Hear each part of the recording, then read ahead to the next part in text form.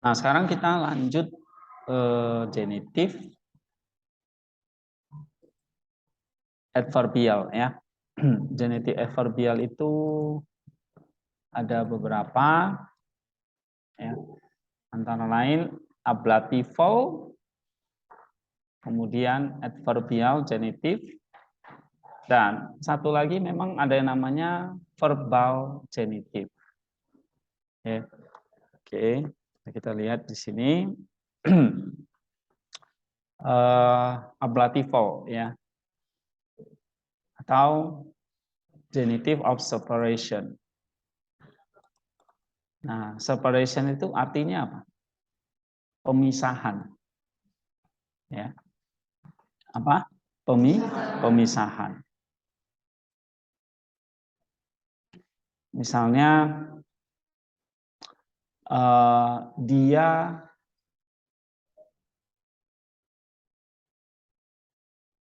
terbebas dari dosa. Ya kan? Maksudnya terpisah dari dosa. Gitu. Jadi kita coba lihat 1 Petrus 4 ayat 1. 1 Petrus 4 ayat 1.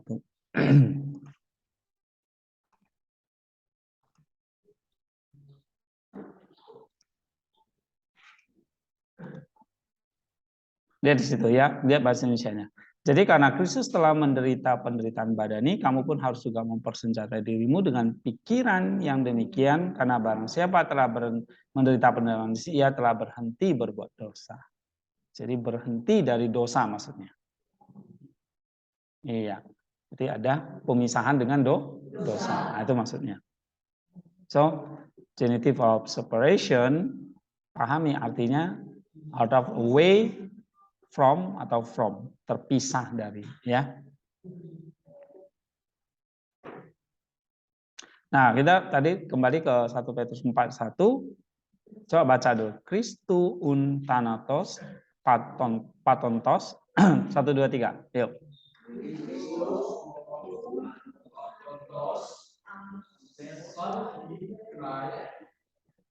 Umes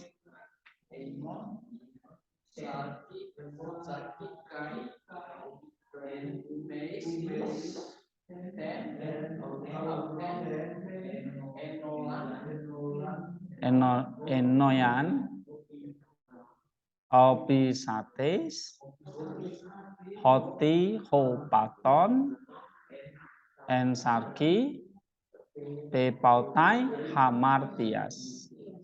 Ya. Kita ada 2 teks Yunani yang kita bisa perhatikan, ada Bizantin atau ada Nestor Aland ya, atau Greek New Testament. Ya, kita bisa pakai yang dua-duanya boleh ya. Ada 2 versi teks. Oke, sekarang kita lihat genitifnya ya. Coba lihat dulu anti diagramnya.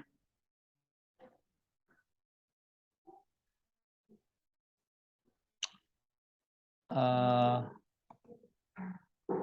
1 Petrus 4 ayat 1 ya. Nah, di situ humes kai ini subjeknya kan? Ya. Nah, predikatnya ini semua ini. Oke. Humes kai opli saste te enoyan. Lalu Kristu pantontos sarki. Hoti dan seterusnya ya. Hopaton sarki. Auten. Ya. Nah, ada hoti pepautai hamartias. Ya kan? Nah, kata hamartias di sini coba parsing. Noun genitive feminim singular.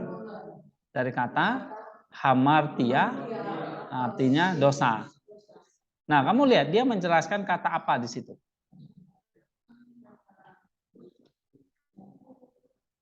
Menjelaskan kata apa? Pepautai kan yang di atasnya ini. Ya kan? Nah, kata pepautai itu kata kerja bukan? Ya kan? Hilang artinya atau berhenti. Oke? Kata kerja. Nah, jadi di bawahnya genitif kan? Nah, berarti ini genitif menjelaskan kata kerja. Itu yang disebut sebagai adverbial ini. Adverbial. Adverbial apa di sini? Ablative separation atau genitive separation. Pemisahan. Ya, separation ini. Oke. Nah, ini ya. Pemisahan dari dosa. Atau ini Efesus 2:12, coba kita buka. Efesus 2 ayat 12.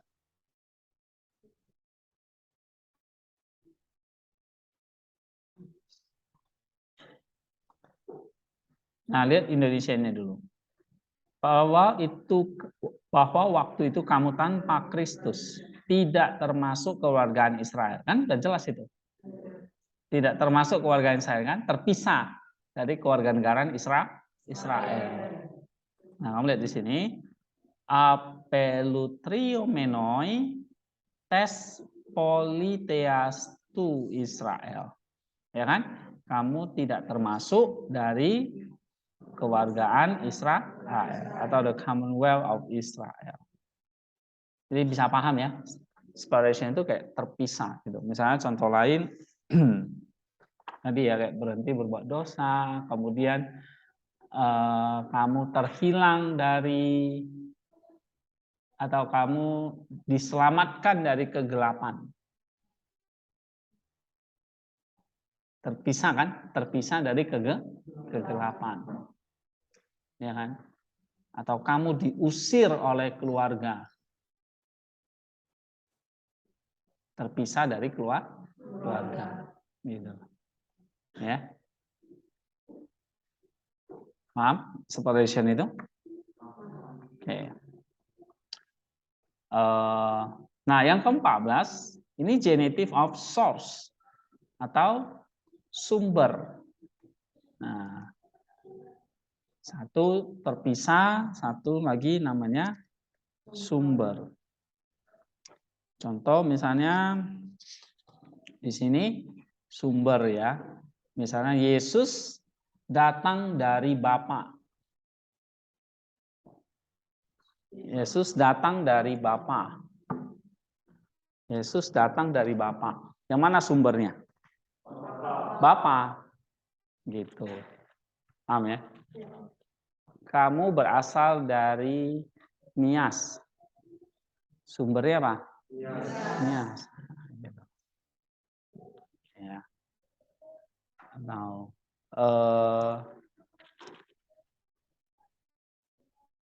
kasih datang dari pengharapan. Berarti yang jadi genitive of source-nya apa? Pengharapan. Nah, kira-kira gitu. Oke. Nah. Ini kamu di sini lihat contoh Roma 10 ayat 3. Coba kita buka ya.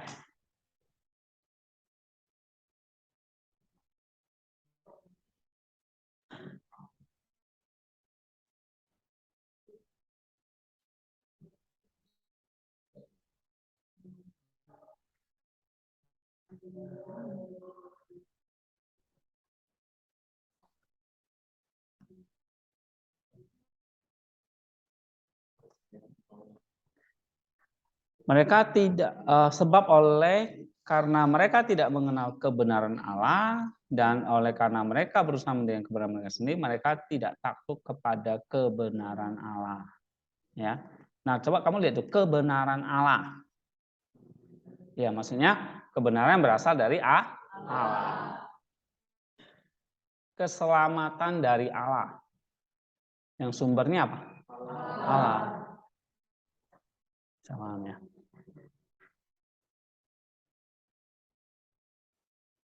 Oke, coba 2 Korintus 3 ayat 3.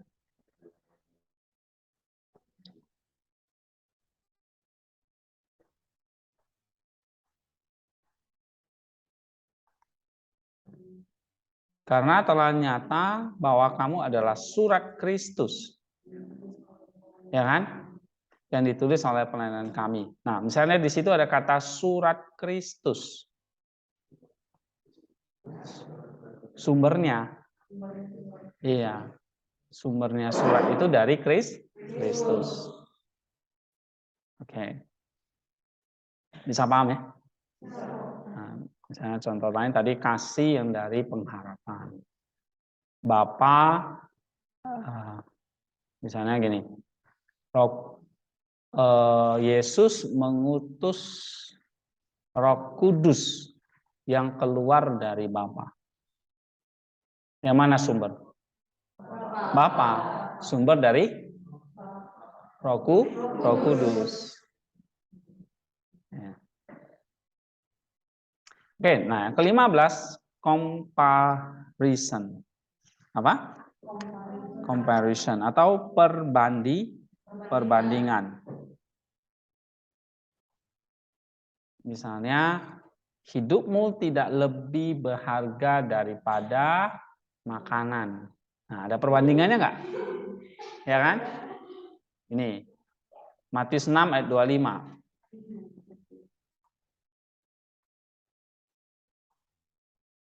Matius 6 ayat 25.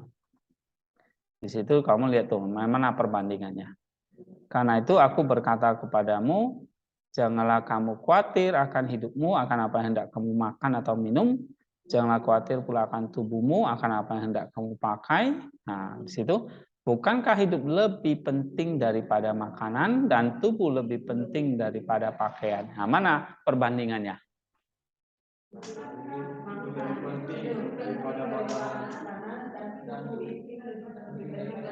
Iya, betul. Nah, sekarang kita lihat Yunaninya ya. Coba baca. Dia tuto lego humin me merimnate te fuke humon ti fagete lalu he ti tiete mede to somati humon ti endu seste uksi he fuke pleon estin tes trophes kai to soma tu endu matos. Coba kalian baca. 1, 2, 3.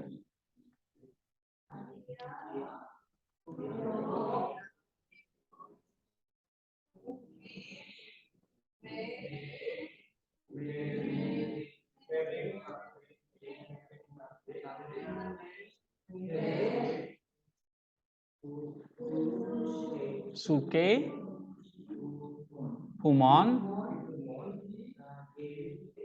ti fagete, he ti piete, mede, somati,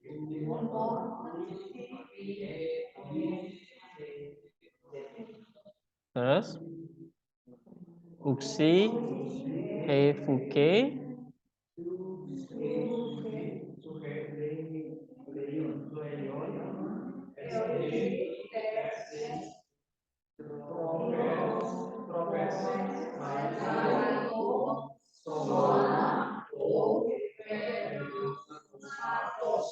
ya. Nah, kamu lihat genitifnya nih. Di sini di bukunya nih ya. Tes profes. Hidupmu berharga daripada makanan, ya kan? Nah, profes coba kita klik kanan, buka diagramnya. Ya kan? Terus itu hidupmu adalah pleon. Berharga. Tes profes. Nah, profesnya coba parsing. Noun, feminim, singular. Dari kata trofe. Ya, genitif apa di situ? Comparison, perbandingan dengan kata berharga. So. Ya, kemudian yang bawah ini lihat Hidupmu lebih berharga daripada pakaian. Benar nggak? Ya kan? Yang kalau lain terjemahnya tubuh itu lebih penting daripada pakaian. So, kamu lihat di sini jiwa lebih berharga daripada makanan. Jadi apa yang dibandingkan di sini? Jiwa dengan makanan. Comparisonnya. Tubuh dengan pakaian. Nah, ini ya. Bisa paham ya? Oke. Next. Sekarang kita lihat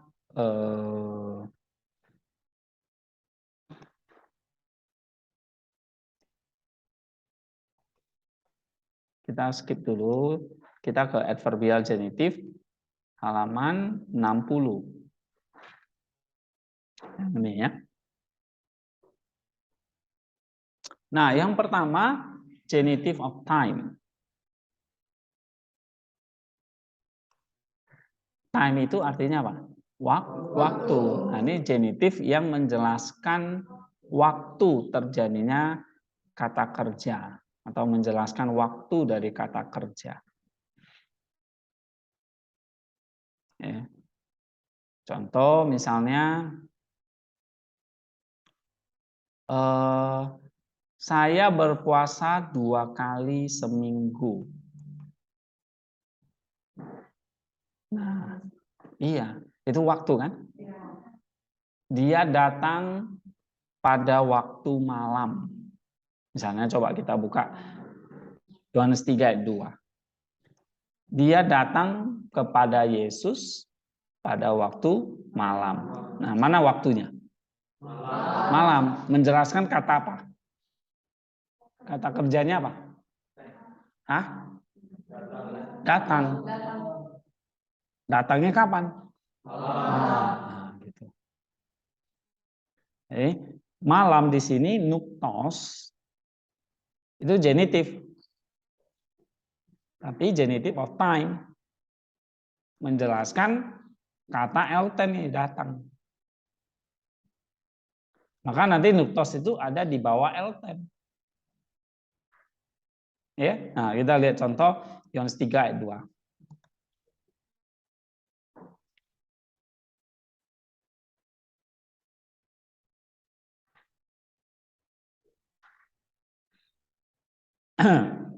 Misalnya di situ ya, ia datang pada waktu malam kepada Yesus. Nah, ada kan? Utos elten pros auton nuktos. Nah, coba nuktos kita lihat diagramnya. Nuktos yang genitif kan? Ya. Nah, lihat dia ada di bawah apa tuh? Elten kan? Benar nggak? Elten itu kata kerja kan? Verb kan? Verb indikatif, aorist, third person, singular, come, ya kan? Datang. Nah, di bawahnya ada nuktos. You see? Lihat diagramnya ini ya. Elten terus bawahnya tarik garis di sini nuktos. Nuktos coba parsing. Noun, genitive, feminim, singular. You see? Genitive kan? Nah, genitive ini nuktos ini menjelaskan kata apa? Elten. Lihat diagramnya kan udah jelas itu. Ya kan? Menjelaskan apa? Iya, genitif apa? Waktu. Genitive of time. Kamu akan jelasin nanti. Oh, ini mengindikasikan atau menjelaskan waktu dari kata kerja elten, datang. Kapan dia datang? Waktu malam. Bukan siang atau pagi gitu. Oke, understand? Nah, ini time ya. Ya contoh lainnya banyak. Misalnya dia pergi kemarin. Waktunya apa? Nah, menjelaskan kata pergi. Nah, itu yang disebut adverbial ya. Menjelaskan kata kerja soalnya. Get it? Nah, sekarang ada lagi genitive of means. Means itu berarti apa? alat. Ya. Apa? Alat. Means itu alat. Misalnya gini.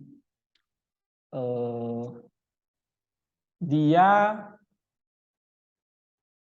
mencangkul di sawah dengan cangkul. Alatnya apa? Cangkul. Menjelaskan kata apa? Mencangkul.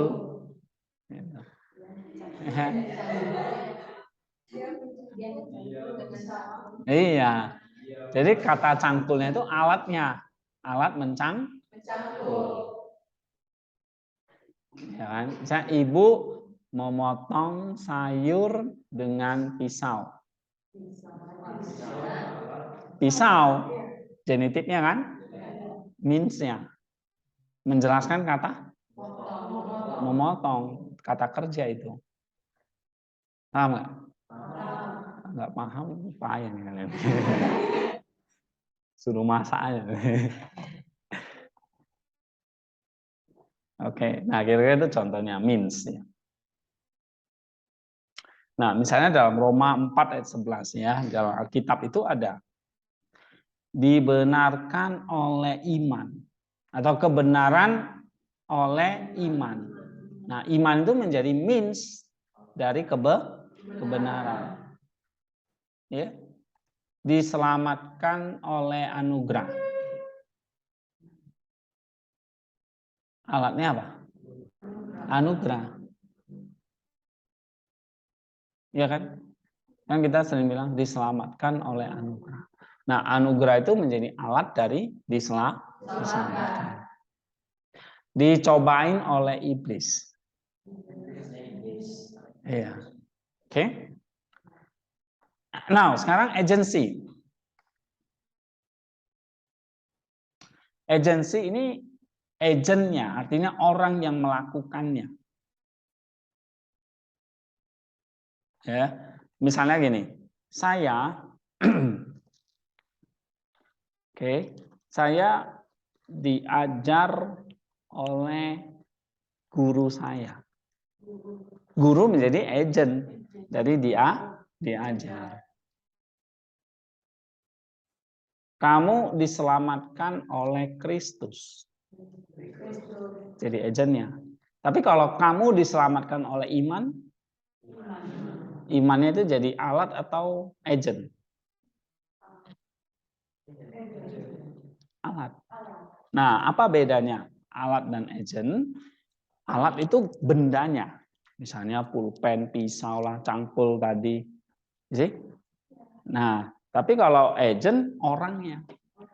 Beda orang, beda bendanya ya kan? Yang tadi diselamatkan oleh iman misalnya. Iman ini means alat. Tapi kalau saya ngomong diselamatkan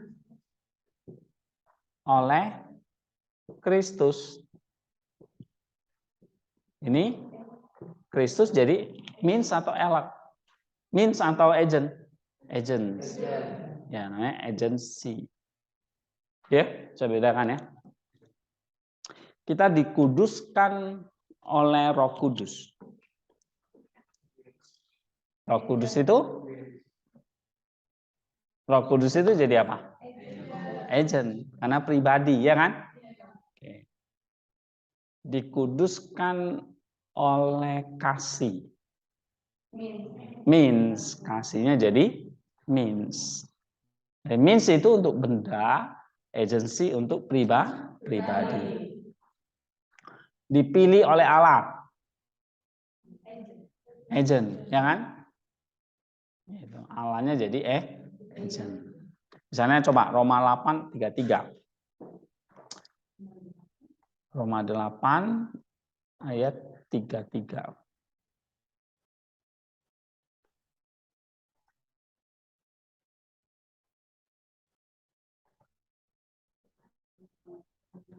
Siapa yang menggauh orang pilihan Allah?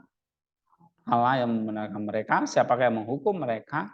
Ya, dipilih Allah. Misalnya dia ya, elektron theo.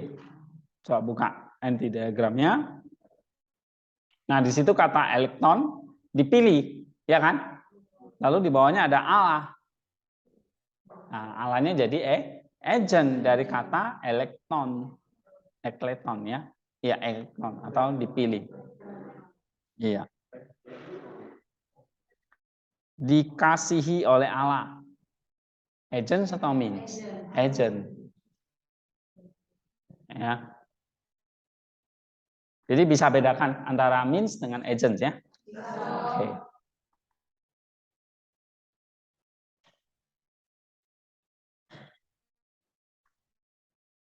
Oke. Nah, sekarang kita belajar reference. Genitive of reference.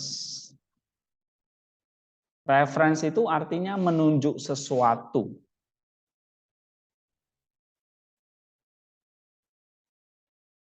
Ya, dan di sini dijelaskan genitive of reference. Genitive substantive indicated that in reference to which the noun menunjukkan kata benda or adjective, kata sifat yang berdiri berkaitan dengan satu kebenaran.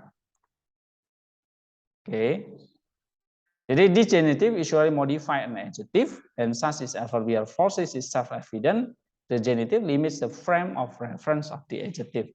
Jadi biasanya genitive ini menjelaskan sebuah kata sifat. Contohnya gini. Hati jahat. Jahat itu kata sifat kan? Nah, kemudian ada penjelasannya lagi dalam bentuk genitif. Oh, jahat itu maksudnya menunjukkan ketidakpercayaannya. Bukan jahat dalam bentuk perbuatan kejinya atau pembunuhannya atau dosa lainnya. Tapi maksudnya evil-nya itu, jahatnya itu menunjuk kepada unbelief, tidak percaya. Ya, coba buka Ibrani 3 ayat 12. Ibrani 3 ayat 12. Hebrew ya. Nah, di situ udah. Ya, ada kata evil, ya kan, jahat, yang disebut dengan ponera, kardia, hati, ponera itu jahat, hati jahat, ya sih? Tapi di bawahnya ada apistias, genitif, ya kan? Nah, jahat menjelaskan apa itu? Hati jahat tidak percaya. Nah, tidak percaya itu maksudnya menunjuk kepada si jahat tadi. Gitu. Oke, contoh lain.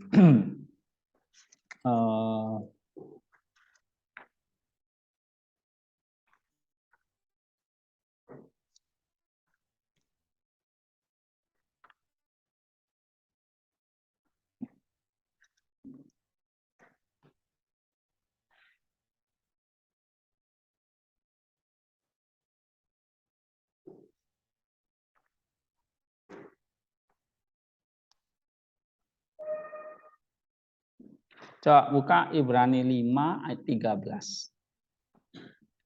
Ibrani 5 ayat 13.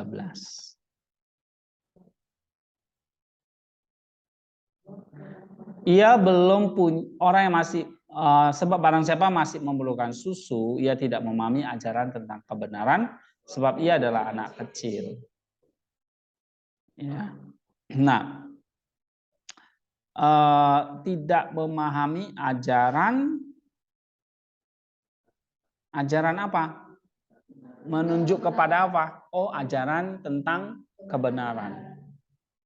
Nah, itu artinya reference. Reference itu artinya menunjuk sesuatu. Ya. Jadi dia seperti mereferensikan sesuatu. Contoh ya, misalnya tadi di Kaiosune, coba klik kanan, anti diagram. Oke. Nah,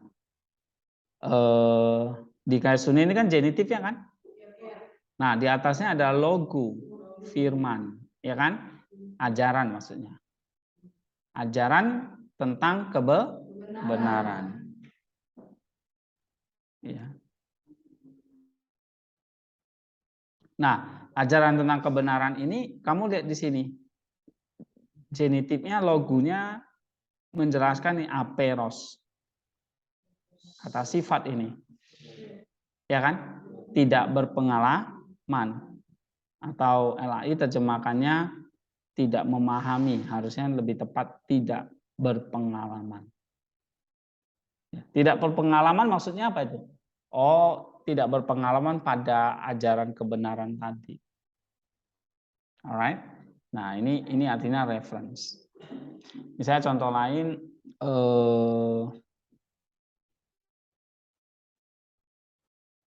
ambil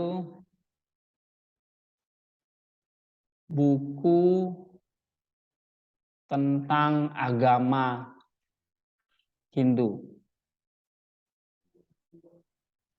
Buku apa? Buku maksudnya menunjuk kepada apa? Gitu. Nah, itu artinya reference. Ya.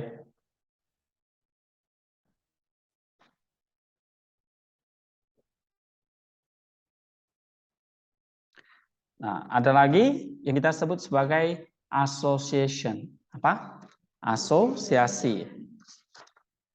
Nah, asosiasi itu bersama. Misalnya gini, kamu adalah warga kerajaan surga bersama dengan orang kudus. Nah, kata bersama orang kudus itu asosiasinya. Asosiasi itu artinya apa? Bersama atau asosiasi, bekerja sama atau bersama-sama. Misalnya, saya pergi bersama dia. Bersama dia. Ya kan? Gitu. Mereka berjalan bersama dengan Yesus. Dengan Yesusnya, ya kan? Asosiasinya. Murid-murid berlayar bersama dengan gurunya. Nah, gurunya yang menjadi bersama-sama tadi. Oke, ini namanya apa? Association. Oke. Contoh lain kita mau lihat sekarang yang tadi kita skip ya. Verbal genitif. Nah, verbal genitif itu kayak gini. Misalnya yang dimaksud dengan verbal genitif itu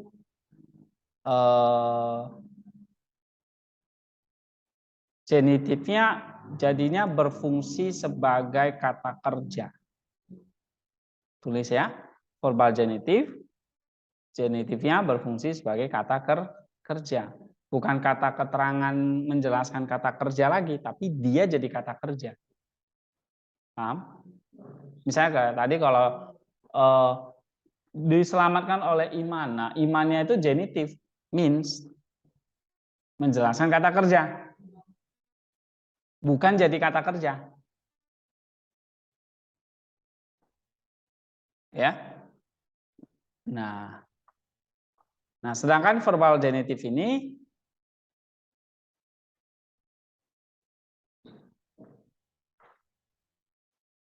dia iya.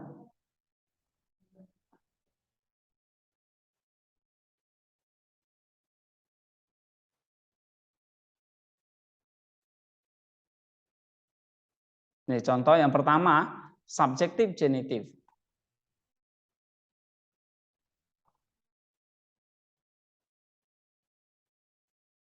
Oh, sorry ya tadi ya. Kalau verbal genitif itu genitifnya yang berkaitan dengan kata benda yang mengandung kata kerja. Jadi contohnya misalnya Gini, kasih. Kasih itu kata benda bukan? Kasih itu kata benda atau bukan? Kata benda. Tapi sebetulnya mengandung yang namanya kata kerja di dalamnya. Itu namanya verbal noun. Verbal noun itu contohnya kayak kasih, kemudian apa lagi ya? Ini contohnya misalnya kasih. Kasih itu apa? Verbal noun.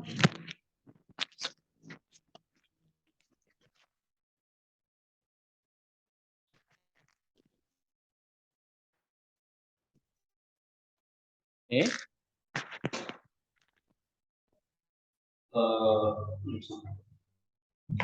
Kasih itu contohnya verbal noun.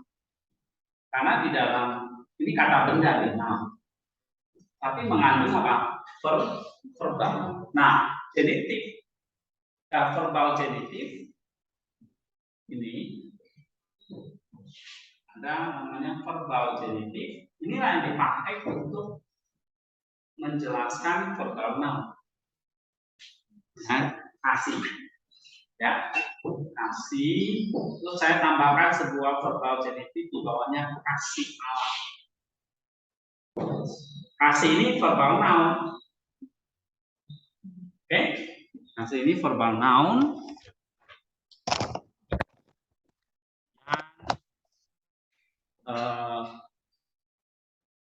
Allah ini jadi verbal genitif. Ya. Nah, verbal genitifnya Allah ini bisa jadi sebagai subjek, bisa sebagai objek. Maksudnya gini, kalau kasih Allah, Allahnya sebagai subjek, berarti Allah mengasihi, Allah yang mengasihi. Tapi kalau saya bilang kasih Allah, Allahnya sebagai objek, Allahnya yang dikasihi, kita yang mengasihi Allah. Saudara, ya, kalau kasih Allah, Allahnya sebagai subjek, berarti Allah yang bertindak, yang melakukan tindakan mengasihi. Tapi kalau Allahnya jadi objek, Allahnya yang dikasihi, kitanya yang mengasihi.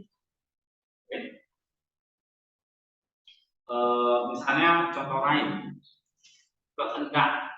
Kehendak ini verbal noun, verbal noun, ya kan? Tapi misalnya saya tambahkan kata Allah misalnya lagi, kehendak Allah. Berarti Allahnya di sini verbal jadi apa? Atau objek. Kehendak Allah berarti Allah yang menghendaki kan? Subjek. Oke. Contoh tadi ada kasih Allah, ya kan? Tadi ada contoh tadi pengampunan dosa, benar kan? Atau pengampunan. Pengampunan ini verbal noun enggak? Verbal noun. Tapi kalau saya kasih contoh kursi, kursi itu verbal noun enggak? Enggak, kursi ya benda konkret. Ya kan? Pengampunan ini kata benda, tapi mengandung kata mengampuni ya maksudnya kan. Tapi jadikan kata bendanya menjadi pengampunan. Oke. Nah, saya tambahkan di sini dosa.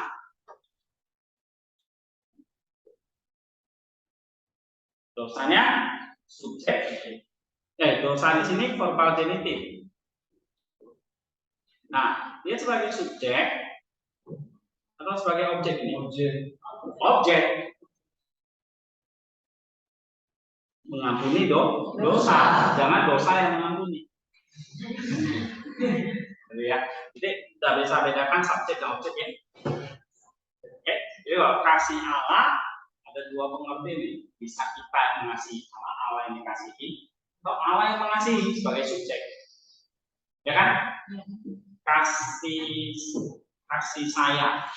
Saya juga di sini bisa saya mengasihi atau saya dikasihi. Kehendak Allah, bisa ke Allah mengendaki. Allah yang mengendaki. Atau Allah yang dijadikan kehendak kemauan kita. Nah, itu kan lain lagi kan. Nah, ini contoh-contoh. Misalnya coba di sini. Kedatangan, the coming. Kedatangan itu kata benda. The coming. Kata benda bukan? The coming. Kata benda, tapi mengandung kata kerja. Maka disebut verbal noun. Misalnya, saya tambahkan kedatangan, tambahan genitifnya anak, nih, anak manusia, the son of man. Nah, anak manusia ini genitif, ya kan? Atau verbal genitif. Tapi sebagai apa dia? Subjek atau objek di sini? Kalau kedatangan anak manusia, berarti anak manusia yang datang kan? Jadi subjek, bukan objek.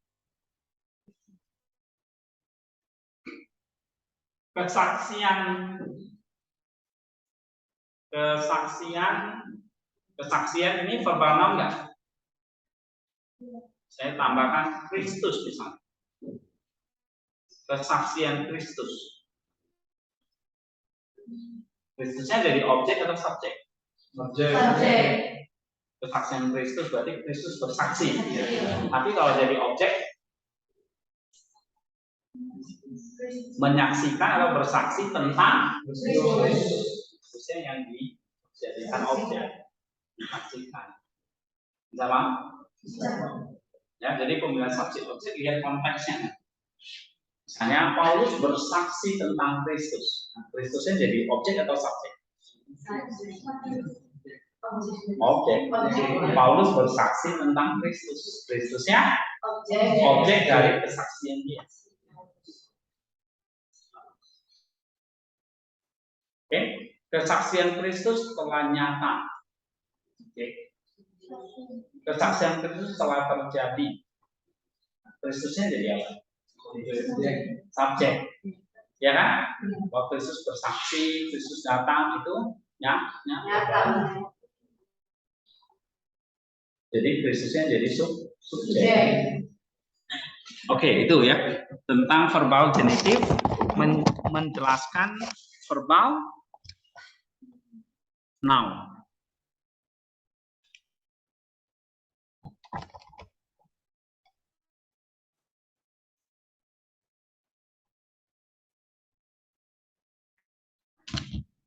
Contoh lain,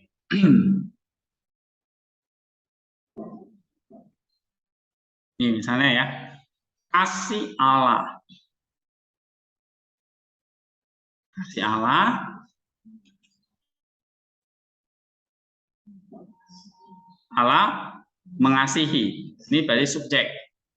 Kalau sebagai objek, mengasihi Allah. Beda ya, Allah mengasihi dengan mengasihi Allah. Nah, ini perbedaannya di sini. Kenapa? Karena verbal genitif ini bisa sebagai subjek, bisa sebagai objek. Nah, ini diagramnya diingat.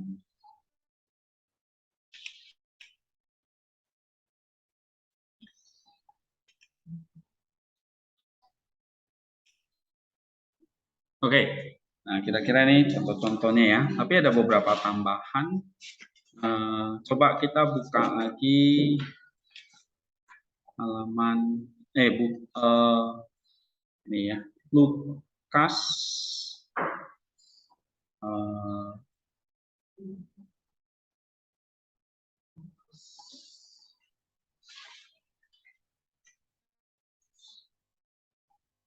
Lukas 1 ayat 20. So, Lukas 1 ayat 20.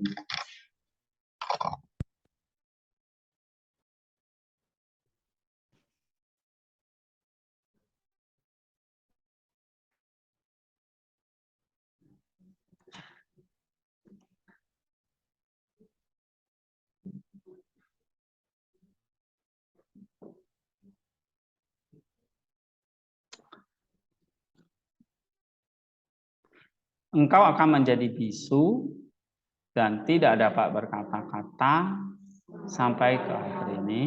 Nah, ini hari ini kita memperingati tentang peristiwa ini nih. Kelahiran atau ada janji kelahiran Yohanes Pembaptis. Nah, waktu itu Imam Zakaria sedang bertugas, tiba-tiba dia diberitahu oleh malaikat Gabriel bahwa istrinya akan mengandung. Ya. Nah, tetapi dia tidak percaya, maka dia jadi bisu. Oke? Nah, karena tidak percaya, ya, kita lihat di sini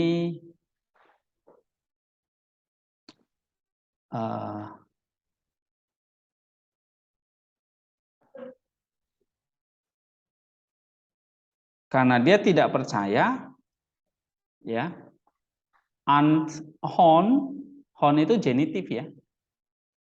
Nah, di situ genitive of cause namanya.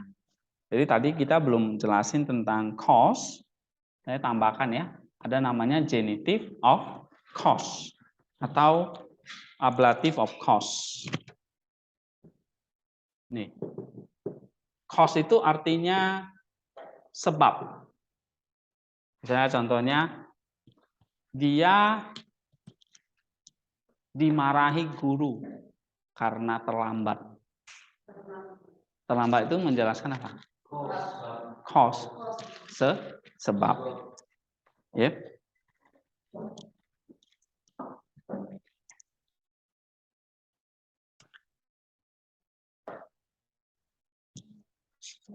Nah, sekarang coba latihan ya.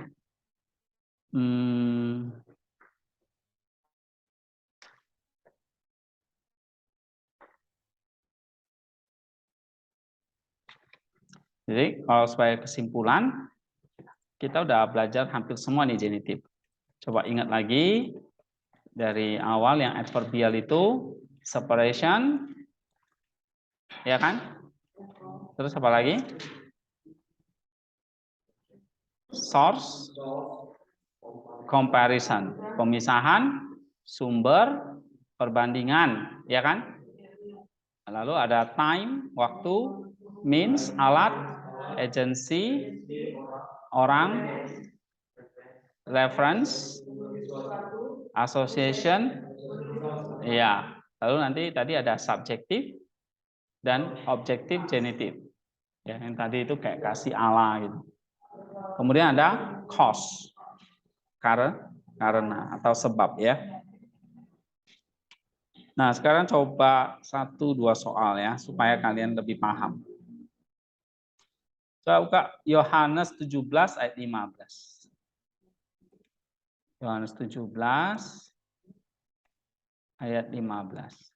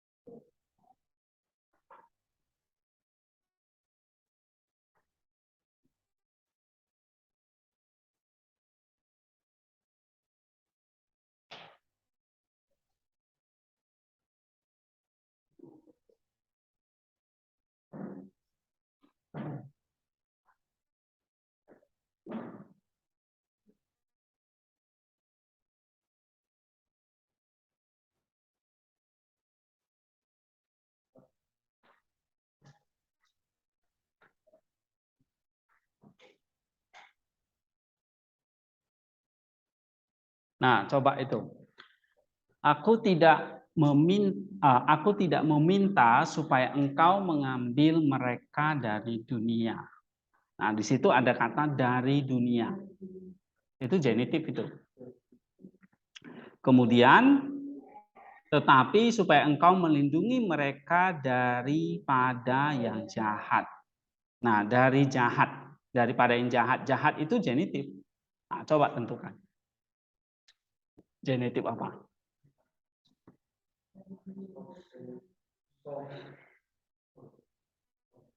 Hah?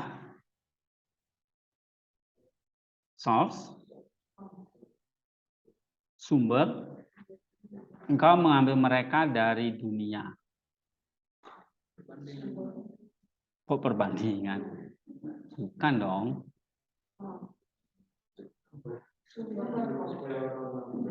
Terus supaya engkau melindungi mereka daripada yang jahat. Nah, jahat. Jadi jahat dan dunia itu apa? Sumber atau separation? Nah, sumbernya berarti asalnya dari dunia.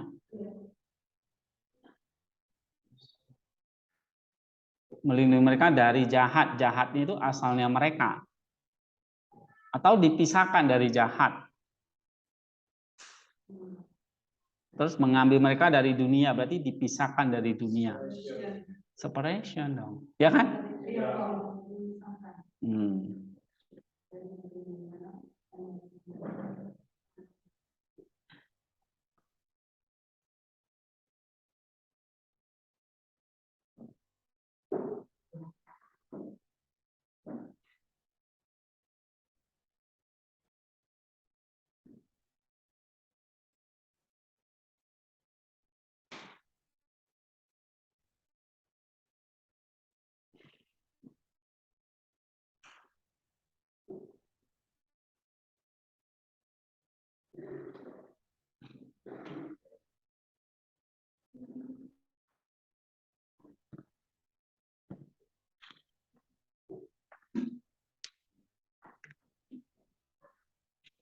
Coba lagi ya.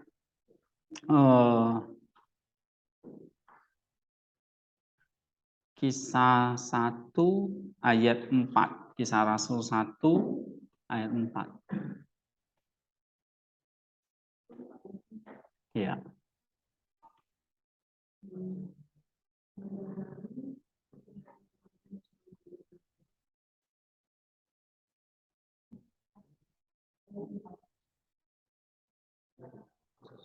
Nah, di sini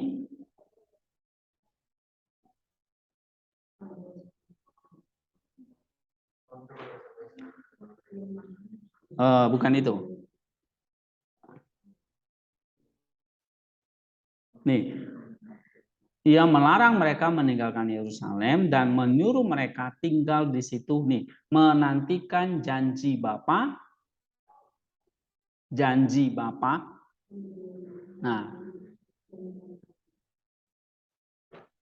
Bapak jadi apa? Sumber dari janji. Nah, gitu.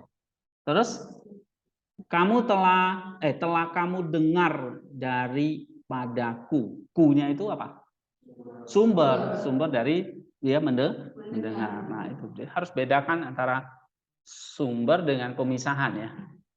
Sumber ya asalnya. Pemisahan justru dipisahkan. Iya.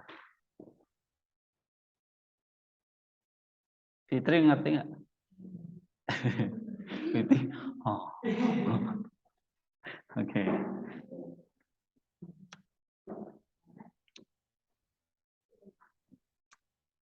Oke, contoh lain ya. Yohanes 1:45.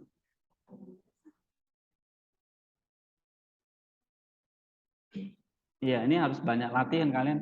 Jadi lebih nanti lama-lama mudeng orang bilang. Nah, di situ ada kata dia itu Yesus dari Nazaret. Nah, kata dari Nazaret itu genitif itu.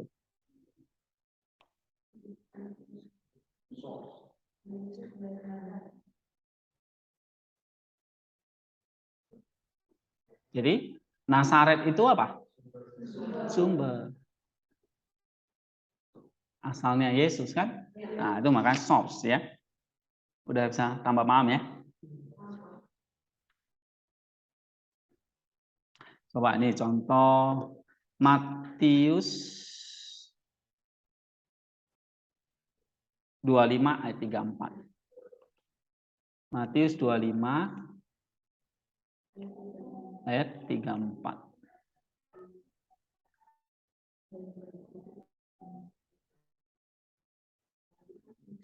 Marilah, ini aja ya. Marilah Mari, hai kamu yang diberkati oleh Bapakku. Nah, kata Bapakku nih.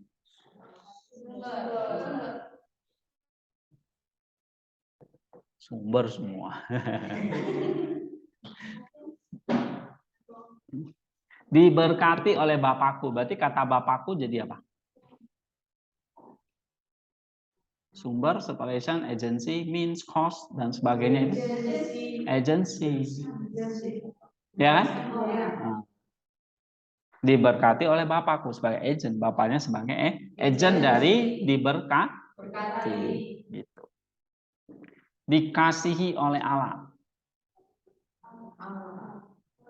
Hah?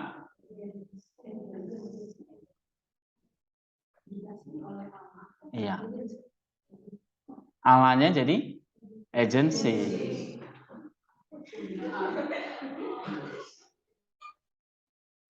Kasih itu berasal dari Allah. Allahnya jadi apa? Sumber. Ya kan? Anugerah Allah. Allahnya jadi apa? Sumber. Bahwa anugerah itu bersumber dari Allah. Diberkati Allah. Allahnya jadi agency. Bingung ya? Bolak-balik aja kalian bingung.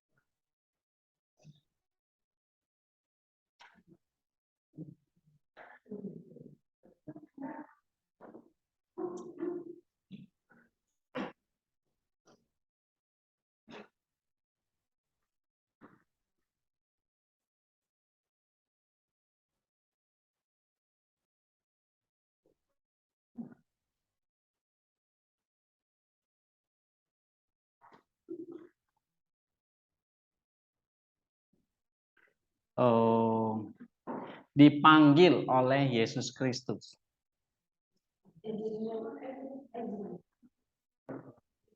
Dipanggil oleh Yesus Kristus. Nah, Yesus Kristusnya apa? Agency. Ya kan? Dipanggil karena iman.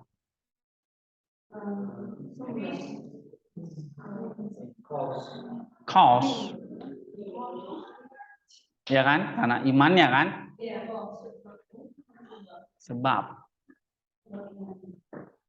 Kan misalnya kemarin hari ini kita baca Saint Polisene. Ya kan? Saint Polisene disiksa karena imannya. Imannya jadi cause. Sebab. Iya. Oke. Jadi bisa bedakan agency, means, cause ya. Kemudian Bapa lebih besar dari aku. Perbandingan, comparison. Ada kata lebih tadi. Oke, contoh lain.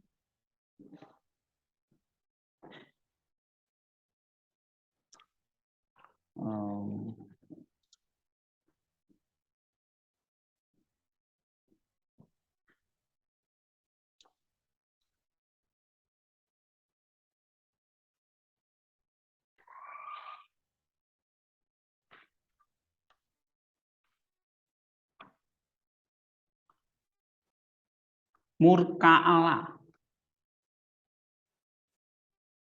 Murka Allah. Nah, Allahnya itu apa? Allah sumber murka, ngeri banget.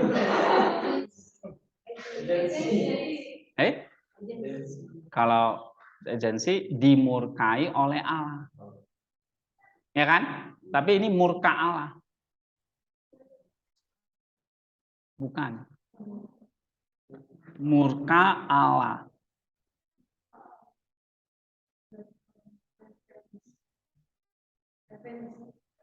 Hah?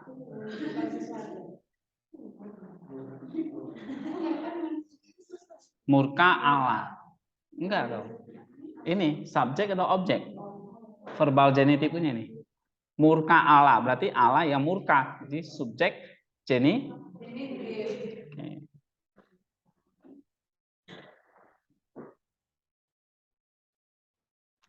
Iman kepada Allah. Beriman pada Allah. Iman pada Allah. Berarti Allahnya itu objek atau subjek? Objek. Objektif genitif. Ya kan? Kesaksian tentang Kristus. Kristusnya jadi apa? Kesaksian tentang Kristus. Kristusnya subjek atau objek? Objek. Yang kayak tadi loh, jangan lupa. Kasih Allah. Bisa dua ya. Allah sebagai subjek atau sebagai objek.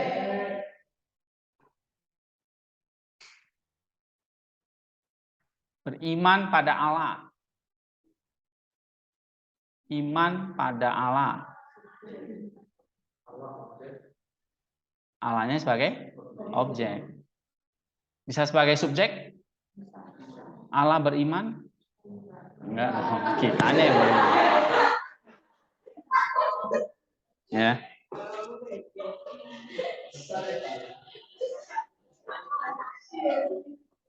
Oke.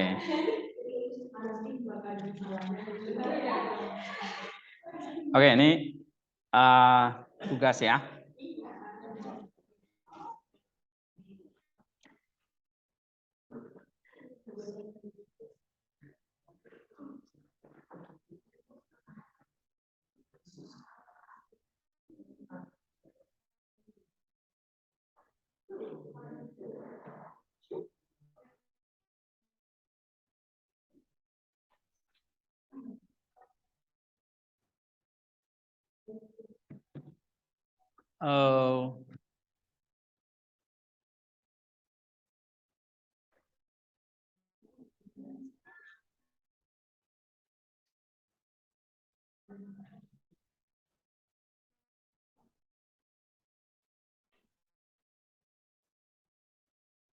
Matius 24 ayat 20.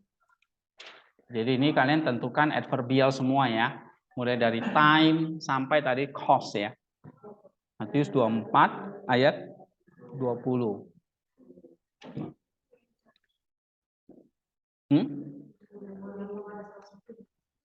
Oke.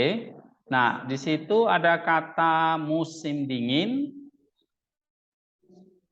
dan ya itu ya, kata musim dingin ada monos.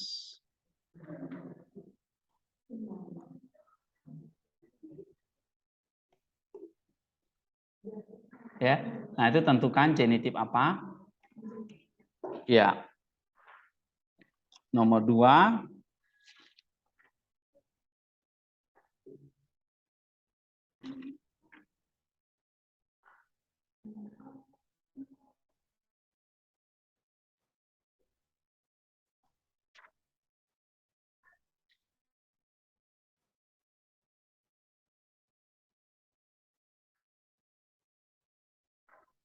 Markus 1 ayat 13.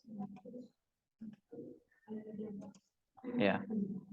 Markus 1 ayat 13. Nah, di situ ada kata metatonterion.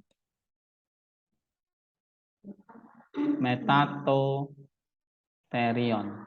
Kata genitifnya di situ bersama dengan binatang liar atau buas.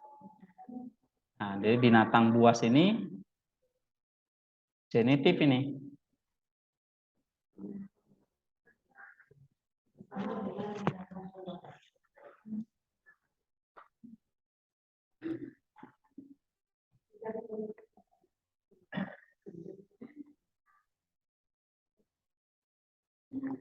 Oke.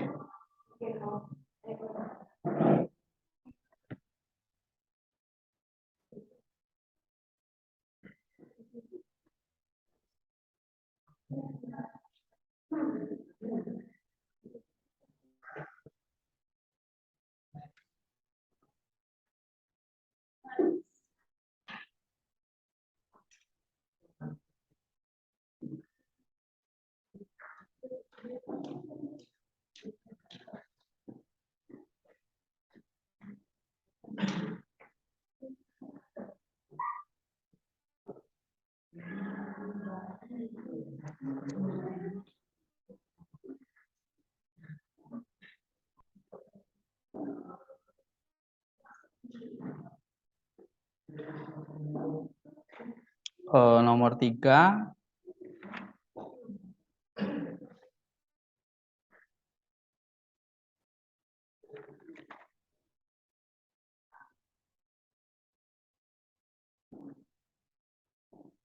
Yohanes 12:32. Yohanes 12:32. Nah, di situ ada kata tes gas, tes gas dari bumi. Ya.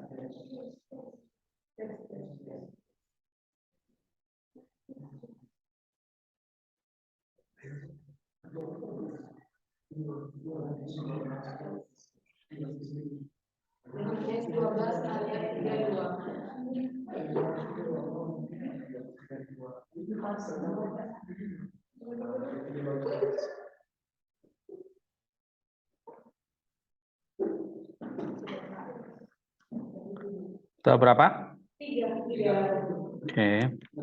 Nomor 4.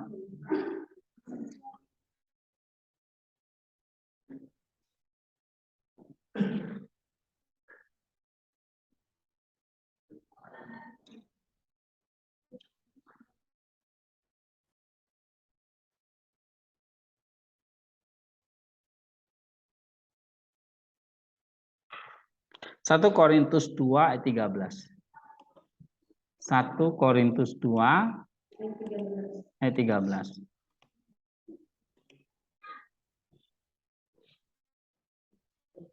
Nah, kata pneumatos itu. Ya. Itu kan genitif. Tentukan genitif apa. Satu lagi.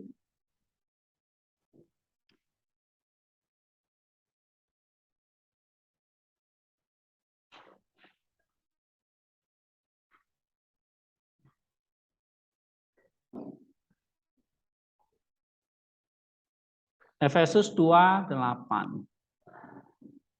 Efesus 2 ayat 8. Katanya adalah pisteos di situ. Pisteos. Ya, pisteos.